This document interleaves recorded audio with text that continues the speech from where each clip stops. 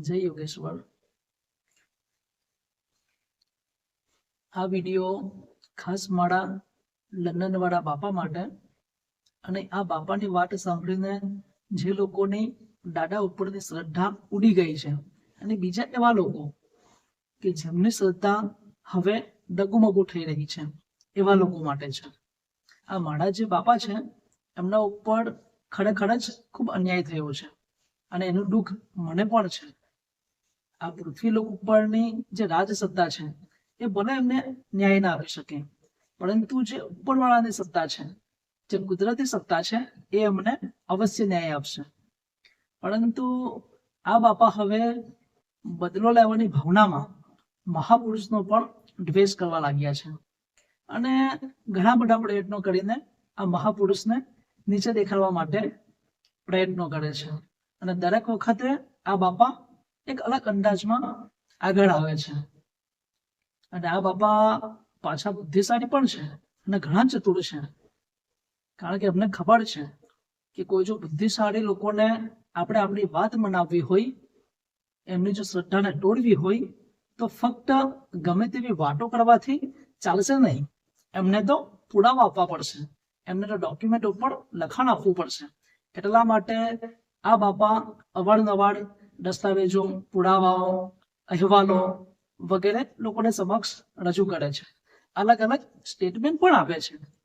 પરંતુ હું આવા બુદ્ધિશાળી લોકોને કહેવા માંગુ છું કે આજના એઆઈના જમાનામાં અને ટેકનોલોજીકલ યુગમાં, અને જેમની પાસે વધારે પડતા પૈસા છે, એ વ્યક્તિ માટે ખોટા દસ્તાવેજો અને અહેવાલો રજૂ કરવા શું મોટી વાત છે. એટલે બુદ્ધિશાળી લોકોએ વિચાર કરવો જોઈએ કે કાગળ ઉપર કંઈક લખ્યું છે તો એ સાચું જ હોય એ જરૂરી નથી. કોઈ પણ ડોક્યુમેન્ટમાં જો આપણે કોઈકને સાબિત કરવા માંગીએ તેમાં ફક્ત 10% સાચું હોય છે, અને આપણે એમાં 90% ખોટું ઉમેરીને એ સાચા વ્યક્તિને પણ ખોટો સાબિત કરી શકીએ છીએ. એટલા માટે ડોક્યુમેન્ટ ઉપર જવું જોઈએ નહીં, એમાં કોઈ પણ તોડમોડ કરી શકાય છે. અને આ બાપા કંઈક આવું જ કરે છે. આ બાપાનો આગળ એક વિડીયો હતો, પાંડુરંગ દાદાના જીવન આધારિત રાજેન્દ્ર ખેરે એક બુક લખી છે, અને એનું નામ છે કાયાબંધી ચંદન. આ બુક મારી પાસે છે. આ બુક ઉપર આ બાપાએ એક વિડીયો બનાવ્યો છે, અને એમાં એવું કહે છે કે આ જે બુક છે એના લેખક છે રાજેન્દ્ર ખેર. અને આ રાજેન્દ્ર ખેરે બુક લખી છે દાદાજી પાસેથી. એ રાજેન્દ્ર ખેર દાદાજી પાસે ગયા હતા, અને પછી એમણે બધી વાતો એમને પૂછી છે. અને આ બુકમાં જે કંઈ પણ લખાયું છે એ બધું દાદાજીએ કહેલું છે, આવું આ બાપા કહે છે. અને આ વાત જાણીને આ બાપાને આશ્ચર્ય થાય છે કે આ તો સ્વયં દાદાજીએ કહેલું છે, અને એના ઉપરથી આ બુક લખાય છે. હું એવું કહેવા માંગુ છું કે આપણા જીવન ઉપર જો કંઈક બુક લખાવાની હોય અને આપણે તે સમયે જીવતા હોઈએ, તો સૌથી વધારે પ્રામાણિક વાત એ રહેશે કે હું સ્વયં મારી વાતો કહું. કારણ કે મારા જો સગા સંબંધીઓને પૂછવામાં આવે, જે લોકો મને પ્રેમ કરે છે, એ લોકો શું કરશે? એ લોકો તો જે સામાન્ય વાત છે એને પણ વઢાવી ચઢાવીને કહેશે, હજી વધારે સારું કહી નાખશે. અને જો મારા દુશ્મનને મારા વિશે કંઈક પૂછવામાં આવે તો જે સારું છે તેને પણ એ લોકો ગલત કહેશે. એટલે આ લોકો નેગેટિવ વધારે કહેશે. અને જો સગા સંબંધીઓને પૂછવામાં આવે તો આ લોકો પોઝિટિવ વધારે કહેશે. પરંતુ જે સત્ય છે એ લોકોની સામે આવશે નહીં. કારણ કે જીવનમાં કઈ પરિસ્થિતિમાં હું મુકાયો હતો, તે સમયે મારી મનઃસ્થિતિ કેવી હતી, મારો જીવનમાં કયો ઉદ્દેશ્ય હતો, અને પૂર્ણ કરવા માટે મેં કયો સંઘર્ષ કર્યો છે, અને કઈ પરિસ્થિતિમાં મારા મનમાં શું શું ચાલ્યું હતું, એ ફક્ત હું જ જાણી શકું છું. ઘણી એવી બધી વાતો હોય છે કે જે ફેમિલીમાં પણ શેર કરી શકાતી નથી. એ વ્યક્તિ પોતે સહન કરતો હોય છે. પરંતુ આવી જ્યારે ઘટના ઘટવાની હોય છે, જ્યાં પોતાના જીવન આધારિત કોઈ બુક લખાવાની હોય છે, તો તે સમયે લોકોને માર્ગદર્શન મળી રહે એ માટે આપણે એ વાત કહેતા હોઈએ છીએ. એટલા માટે દાદાજીના જીવન આધારિત બુક લખાવાની હોય તો દાદાજી જ કહે એ વાત સૌથી વધારે યોગ્ય છે. પરંતુ આ બાપાને આમાં પણ કંઈક ભૂલચૂક લાગે છે. આ બાપાને આમાં પણ દાદાજીનો ફોલ્ટ લાગે છે કે ના, દાદાજી આ કહ્યું છે. ચાલો હવે આ વાતને સાઈડમાં મૂકીએ. પછી આ બાપા એવું કહે છે કે આ જે બુક લખાઈ છે કાયાબંધી ચંદન, એના લેખક રાજેન્દ્ર ખેર છે. પરંતુ હવે એવું કહે છે કે આ બુકમાં જેટલી પણ વાતો કહેવામાં આવી છે એ બધી વાતો સત્ય નથી. આ તો રાજેન્દ્ર ખેરે ફક્ત લોકોના મનોરંજન માટે કાલ્પનિક વાર્તાઓ અંદર ગોઠવી છે. કારણ કે આ બુકના ત્રીજા પેજ ઉપર એક સેન્ટેન્સ આવે છે કે આ જે બુક છે એ એક નોવેલ છે. એટલે બાપા એવું કહે છે કે નોવેલ ફક્ત કાલ્પનિક વાતો ઉપર હોય છે, પરંતુ હું એવું કહેવા માંગુ છું કે નોવેલ ફક્ત કાલ્પનિક વાતો ઉપર નથી હોતું, સત્ય ઘટના ઉપર પણ નોવેલ લખી શકાય છે. અને આ દાદાએ છેક ત્રીજા પેજ ઉપર જઈને નોવેલ શબ્દ ઉઠાવ્યો છે અને એનો એક આવો અર્થ કર્યો છે કે આ ફક્ત કાલ્પનિક વાર્તાઓ છે. પરંતુ હું એવું કહેવા માંગુ છું કે આ બુકનું જે ફર્સ્ટ પેજ છે, હવે આ પપ્પાએ જયારે વિડીયો બનાવ્યો ને ત્યારે મને યાદ આવ્યું કે મેં પણ આ બુક વાંચી હતી, કયા મણિચંદન, અને હું જયારે બાળ શિક્ષા કેન્દ્ર લેતો હતો ત્યારે બુક વાંચી હતી. પરંતુ મેં બહુ ધ્યાનથી વાંચ્યું ના હતું કે આમાં આવો શબ્દનો પ્રયોગ થયો છે. એટલે એક ભાઈ પાસે આ બુક હતી, એમણે એમેઝોન ઉપરથી મંગાવી છે, એમની પાસેથી મેં લીધી અને આજે ફરીથી વાંચ્યું. આનું પહેલું જ પેજ તમે જોશો તો પહેલા પેજ ઉપર નીચે એના કવર પેજ ઉપર જ નીચે એક સેન્ટેન્સ લખ્યું છે, એ હું વાંચું. રાજેન્દ્ર ખેર લખે છે કે સ્વાધ્યાય પ્રણેતા પૂજ્ય પાંડુરંગ શાસ્ત્રી આઠવલે ના જીવન આધારિત સત્ય અધિષ્ઠિત કાદંબરી. આ સેન્ટેન્સ રાજેન્દ્ર ખેરે લખ્યું છે. આમાં મુખ્યત્વે બે શબ્દો છે, જીવન આધારિત અને સત્ય અધિષ્ઠિત. હવે આ બે શબ્દોનો અર્થ શું થાય છે એ આપણે જાણીએ. મારા જે પત્ની છે એ વ્યાકરણ શાસ્ત્રી છે. દાદાજી એવું કહેતા હતા કે જે લોકોને પણ બુદ્ધિનો ફાંકો હોય એમણે વ્યાકરણ અને ન્યાયશાસ્ત્રનો અભ્યાસ કરવો જોઈએ. એટલે દાદાજીના વિચારોથી જ પ્રેરાઈને મારા પત્નીએ વ્યાકરણ શાસ્ત્રનો 60 વર્ષ સુધી દયાનંદ સરસ્વતીજીના ગુરુકુળમાં અભ્યાસ કર્યો છે. એટલે એમને આપણે પૂછીએ કે આ બે જે શબ્દો છે એ લેખકે શા માટે લખ્યા છે અને એનો અર્થ શું થાય છે. કૃષ્ણ. સર્વેભ્યો નમઃ. હવે આપણે બે શબ્દ વિશે ચર્ચા કરવાના છે. પહેલો શબ્દ છે જીવન આધારિત અને બીજો શબ્દ છે સત્યાધિષ્ઠિત. પહેલો શબ્દ તો ખૂબ જ સરળ છે. શું છે તે? જીવન આધારિત એટલે કે જીવનમાં જે કઈ ઘટનાઓ ઘટી છે તેને આધારિત. બીજો શબ્દ છે સત્યાધિષ્ઠિત. હવે તેનો જો આપણે સંધિ વિચ્છેદ કરીશું તો આપણને બે શબ્દ મળશે. પહેલો છે સત્ય અને બીજો શબ્દ છે અધિષ્ઠિત. હવે આપણે એને ક્રમશઃ જોઈશું. સત્ય એટલે કે આપણે બધા જાણીએ જ છીએ જે સાચું છે તે, અને અધિષ્ઠિતને પણ આપણે વિચ્છેદ કરીએ તો અધિ અને સ્થિત એમ બે શબ્દો આપણને મળે છે. અધિનો અર્થ થાય છે ના ઉપર અને સ્થિત એટલે કે રહેલું, આધારિત. એટલે અધિષ્ઠિત શબ્દનો અર્થ થયો ના ઉપર રહેલું અથવા ના ઉપર આધારિત. તો કોના ઉપર આધારિત? તો લેખકે અહીં સ્પષ્ટ કર્યું છે કે સત્યાધિષ્ઠિત એટલે કે સત્ય ઉપર આધારિત. એટલે સત્યાધિષ્ઠિત શબ્દનો અર્થ થયો સત્ય ઉપર આધારિત અને જીવન આધારિતનો અર્થ થયો જીવન ઉપર આધારિત. હવે કોઈ પણ લેખક મોટું પુસ્તક લખતા હોય તો તેમને એનો તો ખ્યાલ હોય જ છે કે કયો શબ્દ કયા અર્થમાં વાપરવો. જો આ લેખક એટલે કે રાજેન્દ્ર ખેરજીએ માત્ર જીવન આધારિત શબ્દનો જ પ્રયોગ કર્યો હોતે તો તેનો અર્થ એવો પણ થઈ શકતે કે પરમ પૂજનીય પાંડુરંગ શાસ્ત્રી આઠવલેજીના જીવનમાં અમુક ઘટનાઓ ઘટી છે, હવે તે કાલ્પનિક પણ હોઈ શકે.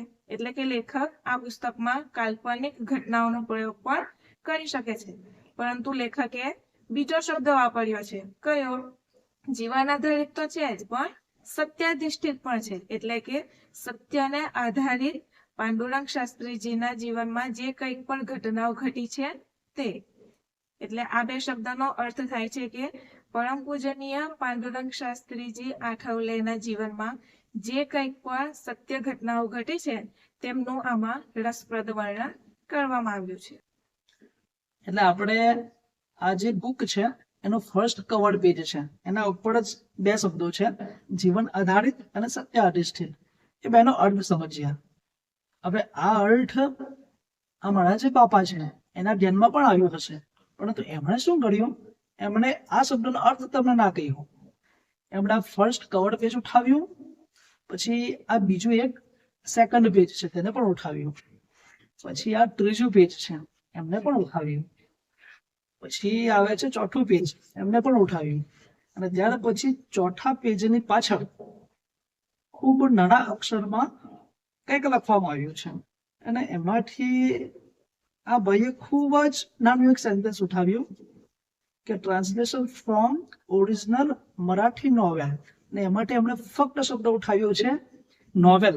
એટલે પહેલું કવર પેજ છોડીને આ બાપા ચોથા પેજ સુધી ગયા અને એમાંથી એક શબ્દ સુધી લાવ્યા નોવેલ, અને એનો અર્થ કરે છે કે કાલ્પનિક વાર્તાઓ. અને તમે તો ભણેલા ગણેલા છો, હું કહું છું કે જ્યાં જીપીટીને પૂછીને જુઓ કે નોવેલ શબ્દ શું ફક્ત કાલ્પનિક વાર્તાઓ માટે જ હોય છે? શું સત્ય જે ઘટનાઓ ઘટી છે એના ઉપર ના બનાવી શકાય? તો ચેટ જીપીટી પણ તમને કહે છે કે ના, સત્ય આધારિત જે ઘટનાઓ હોય છે એના ઉપર પણ લેખક નોવેલ બનાવી શકે છે. અને મેં સર્ચ માર્યું છે અને સ્ક્રીનશોટ પણ તમને અહીંયા આપું છું. એમાં તમે વાંચી શકો છો કે પાંડુરંગ દાદાજીના જીવન ઉપર આ જે બુક લખી છે એ સત્ય અધિષ્ઠિત છે, એટલે કે બધી સત્ય ઘટનાઓના આધારે આ લખવામાં આવ્યું છે. પરંતુ આ મારા બાપાને મહાપુરુષને ખોટા ચિતરવા છે, એટલે અલગ અલગ ડોક્યુમેન્ટને તોડ મરોડ કરીને તમારી સમક્ષ રજૂ કરે છે. પરંતુ દાદા એવું કહેતા હતા કે તમારા જીવનમાં દક્ષતા રાખવાની છે. આપણું જે માઇન્ડ છે એ કઈ કચરા પેટી નથી કે કોઈ વ્યક્તિ કંઈ પણ આવીને એમાં ઠાલવી જાય. એટલા માટે કોઈ પણ વ્યક્તિની વાત સાંભળતા પહેલા આપણે વિચાર કરવો જોઈએ કે શું સાચું હોઈ શકે છે અને શું ખોટું હોઈ શકે છે. એટલે કોઈ વ્યક્તિ કંઈ પણ કહે એ માનવાની જરૂર નથી. એટલે કોઈ પણ વાત માનવી જોઈએ એવું પણ નહીં અને ન માનવી જોઈએ એવું પણ નહીં. આપણે થોડુંક સંશોધન કરવું જોઈએ. જે લોકોને દાદા ઉપર સાચા અર્થમાં શ્રદ્ધા હોય એવા લોકોને હું કહેવા માંગુ છું કે દાદાજીના જેટલા પણ પુસ્તકો છે, જે વાંગમય છે, એનો તમે અભ્યાસ કરો, અને જેટલા પણ દાદાજીના પ્રવચનો છે એને સાંભળો. અને આ બધો અભ્યાસ કર્યા પછી તમે મને જો ફક્ત એક સેન્ટેન્સ એવું લાવીને બતાવી દો કે જેના થકી મનુષ્ય જીવન અધઃપતિત થતું હોય, તો હું દાદાજીના વિચારોને સાઈડમાં મૂકવા માટે તૈયાર છું. ફક્ત એક સેન્ટેન્સ મને એવું કહી દો.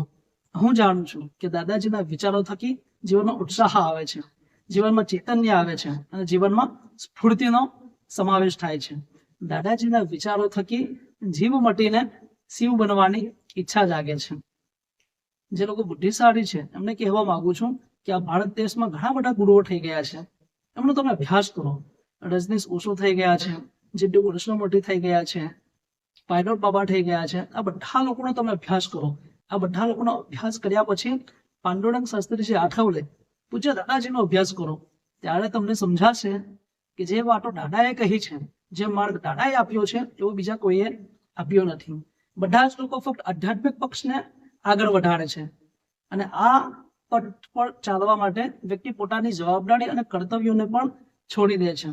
પરંતુ દાદાજીએ જે રસ્તો આપ્યો છે તેમાં દરેકે દરેક જવાબદારી ઉપાડવાની છે, કર્તવ્યોનું વહન કરવાનું છે, અને પછી આધ્યાત્મિક રસ્તા ઉપર આગળ વધવાનું છે. એટલે ભૌતિક અને આધ્યાત્મિક બંનેનો સમન્વય દાદાજીએ કરી બતાવ્યો છે. અને આ જ દાદાજીની એક ગ્રેટ વાત છે. દાદાજીએ સમજાવ્યું છે કે આદર્શ પુત્ર કેવો હોય, આદર્શ પતિ પત્ની કેવા હોય, આદર્શ માતા પિતા કેવા હોય, અને આદર્શ ભાઈ બહેન કેવા હોય. એટલા માટે આખા ગૃહસ્થને સાથે લઈને વ્યક્તિ આધ્યાત્મિક વિકાસ કરી શકે એવો માર્ગ દાદાજીએ આપ્યો છે. અને દાદાજીના વિચારો થકી જીવન બગડી જાય છે એ વાત જ ખોટી છે. તો આપણે દાદાજીને બરાબર સમજ્યા નથી. અને હું આ લંડન વાળા બાપાને પણ કહેવા માંગુ છું કે આજ સુધી તમે આ મહાપુરુષને નીચે બતાવવા માટે જે એનર્જી વાપરી છે એ જ એનર્જીને જો મૂલાધારમાંથી ઉપર ઉઠાવી હતે અને આજ્ઞા ચક્રથી ઉપર સહસ્ત્રામાં લઈ ગયા હતે તો કંઈક અજબ આનંદનો અનુભવ કર્યો હતે. અને આજે તમે આ રીતે લોકોને ભ્રમિત કરવા માટે પોતાની બુદ્ધિ ના ચલાવતે, પણ લોકોનો ભ્રમ દૂર કરવા માટે બુદ્ધિ ચલાવતા હતે. એટલે સમાજને કંઈક આપવા માટે તમે યોગદાન આપ્યું હતે, જો ઉર્જાનો યોગ્ય ઉપયોગ કર્યો હતે ત્યારે. બદલો લેવાની ભાવનામાં વ્યક્તિ એટલી બધી અંધ થઈ જાય છે કે વ્યક્તિની બુદ્ધિ ભ્રમિત થઈ જાય છે, અને આવા ભ્રમિત બુદ્ધિ વાળા બીજા લોકોની બુદ્ધિને પણ ભ્રમિત કરે છે. એટલે જે લોકોએ પણ દાદા પર પ્રેમ કર્યો છે એમને હું કહેવા માંગુ છું કે તમે ખૂબ જ દક્ષતા રાખો અને આવા લોકોને વાતોમાં ફસાઈ ના જાઓ. કંઈક સંશોધન કરો. આ કાયાબંધી ચંદન બુકમાં જેટલા પણ સ્થળોનો ઉલ્લેખ છે, જે પણ વ્યક્તિનો ઉલ્લેખ છે, એના વિશે રિસર્ચ કરો તો તમને સમજાશે.